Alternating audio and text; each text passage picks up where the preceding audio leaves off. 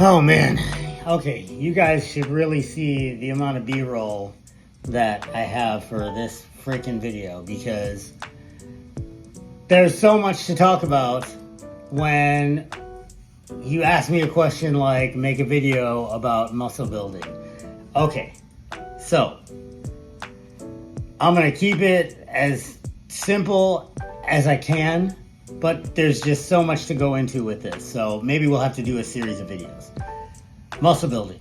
So let's be specific. We're talking about hypertrophy here, not strength development or anything sport specific, right? So we're not talking about weightlifting, jumping, throwing, punching harder, anything like that. We're talking about accruing additional tissue, a greater cross-sectional area. The general consensus when it comes to specifically muscular hypertrophy is somewhere between 5 and 30 reps. Now, separate video, I will caveat that I think you can, in sufficient volumes and frequencies, get pretty decent hypertrophy with lower reps, but even with that submission, I do concede it is much less efficient. It is inferior to the 5 to 30 rep range. And there's that word that floats around social media all the time now, optimal, which is a freaking unicorn. It doesn't exist because it's a moving target. Okay, so with that, the reason why 5 to 30 is because less than 5 is too low a volume, even if the intensity is high enough that the signal has a very high fidelity. So like, let's say you're doing like 90, 95% 1 RM, right? So heavy singles, okay? The fidelity of signal is very high, but it's 95% of your 1 RM. So you're doing like one of those and then you gotta rest for 5 minutes. And then maybe if you have a high work capacity, you can do like 5 of them or 7 of them or something. But even then, the volume, the total volume, if you were to, for instance, do the math and calculate like, I don't know, let's say your 1 RM squat is 400 pounds, okay? And then you can do 5 singles of 400 pounds. And if you're calculating volume in terms of, there's a couple different ways you can calculate it, right? We're not taking work or like the distance the load travels into account. But if we're just doing, sets times reps, simple math, 400 times 5 is 2,000 pounds of volume, okay? Now, conversely, let's say you did 200 pounds, but you did 5 sets of 5, okay? So now you're looking at 200 times 25 instead of 400 times 5.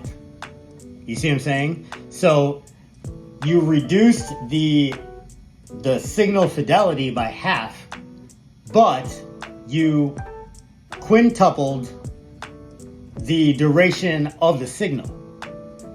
So both are important.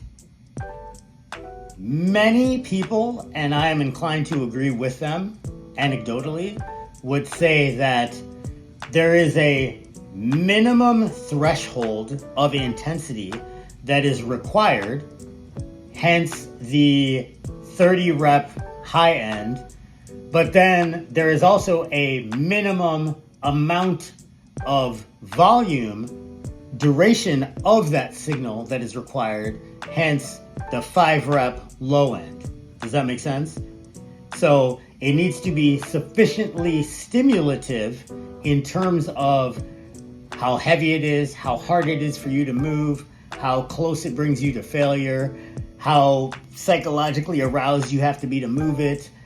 Any combination of those factors that influence the intensity of the thing need to be sufficiently high enough there is a certain minimum amount of intensity under which you don't get enough of a signal. And that's ostensibly 31 plus reps. And then there is a certain minimum amount of volume, a minimum duration of signal that is required in order to also be sufficiently stimulative. And that's your 5 reps. Does that make sense? There is a nuance involving what the muscle's primary purpose is. Okay?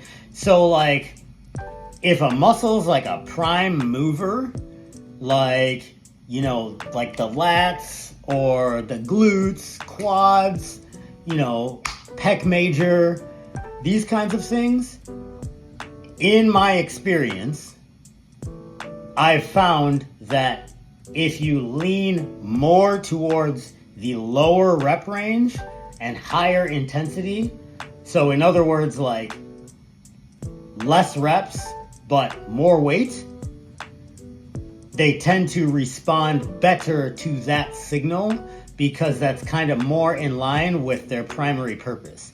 They're more like movement, force producing. All muscles are force producing, right? But like they're specifically designed to like either move your body through space or exert your influence on outside objects, right?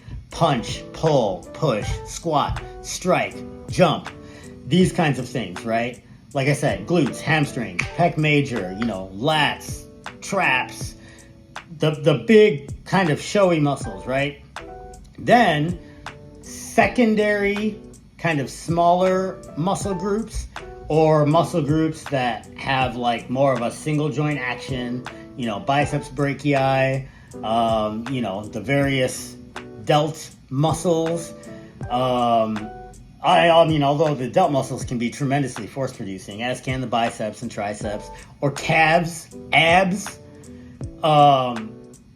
You know, you could train your abs with like heavy sets of 5 to 7, because the rectus abdominis is a muscle same as your pec major is.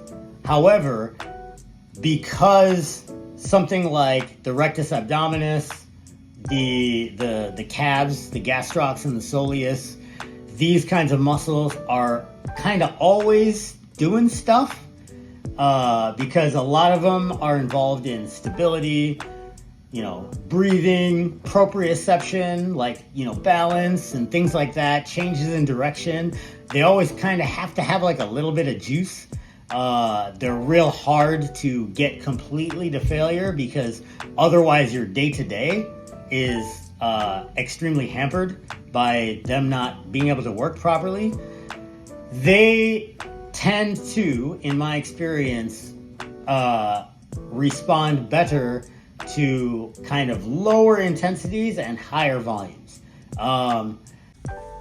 That is video 1 of I don't know how many videos. I was thinking 3, but oh man, there's so much you can talk through on this stuff. But anyways, hopefully that is a good place to start. More to follow. I have to travel soon, so I will try to continue this series as soon as possible, but hopefully that's something to at least get you thinking and possibly get you started. Stay in the fight.